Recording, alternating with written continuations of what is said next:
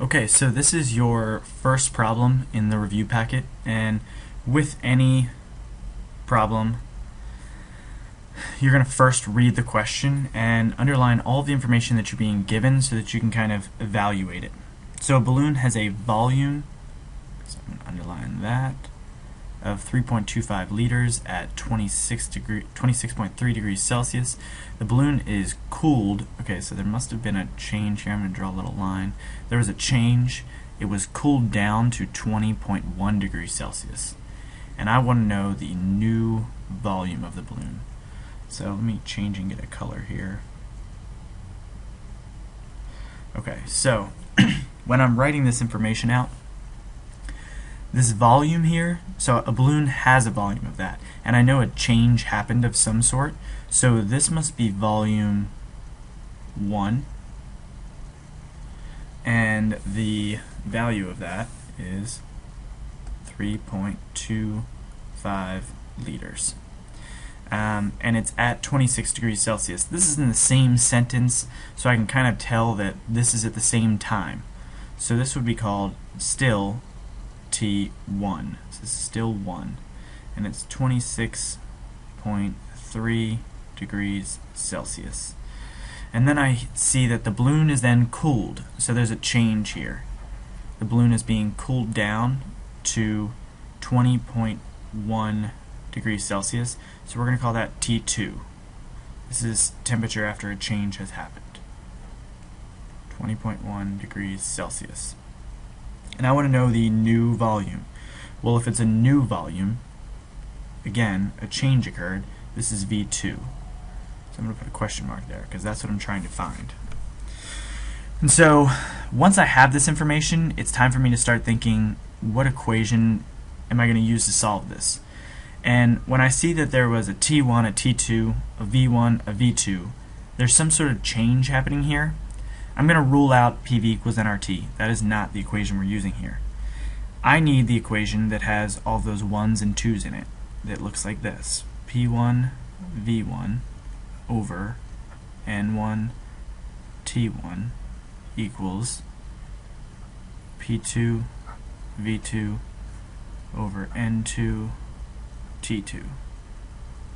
So this is that ideal, not ideal gas. This is the combined gas law. And all these 1s and 2s mean a change is occurring.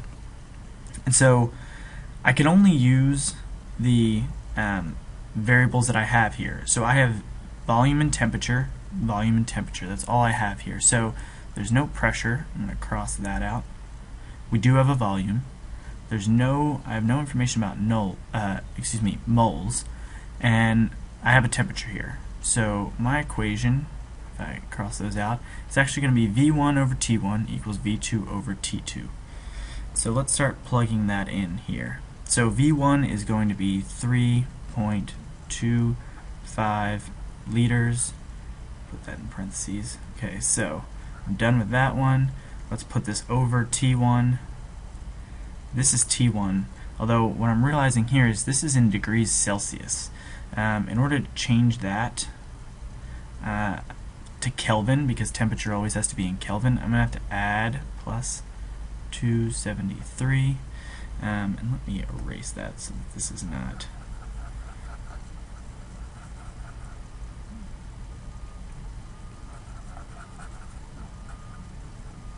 Okay, so 273 plus 26.3. So here what we're going to have is 299.3 Kelvin. And let's do the same thing over here. Let's just get that out of the way. 20.1 plus 273 is going to be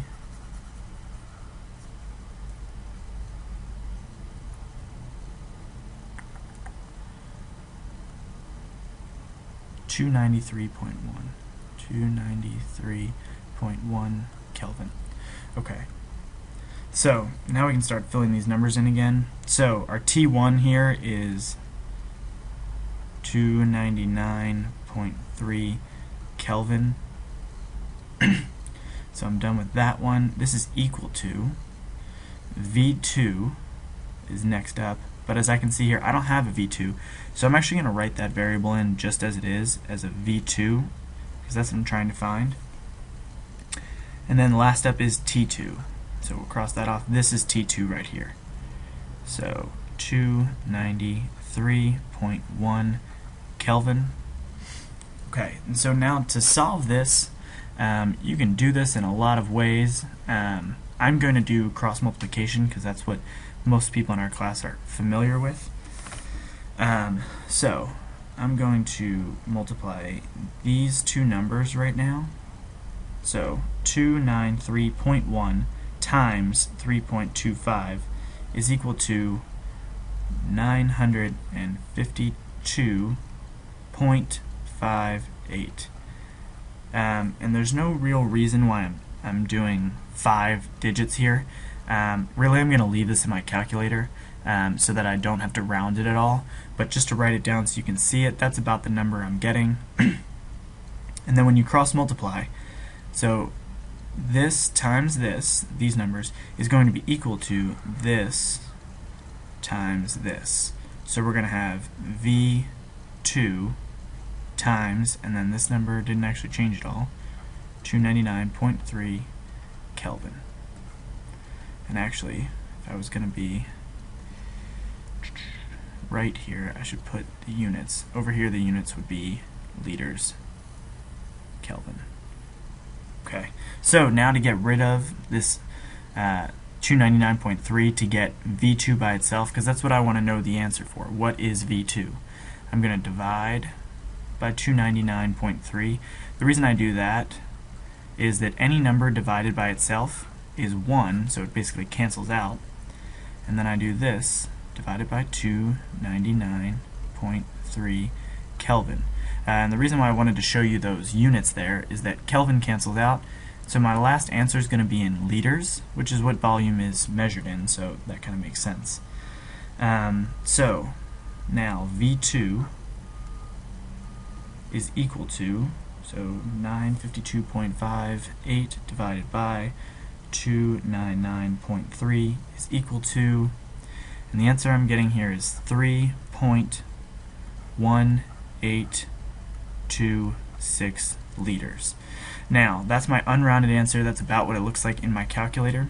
What I need to do is go look up here at the numbers that I'm being given to find significant figures. So this is 3 significant figures, this is 3 significant figures, and this is 3. So my answer needs 3 significant figures as well. So I want 1, 2, 3. So that's kind of the number I'm looking for there, 3.18. Before I drop this number here, I need to decide, do I round that down or up? And because it's a 2, it's less than 5, I'm just going to drop that number. And so my answer will be 3.18 liters. And that is the final answer.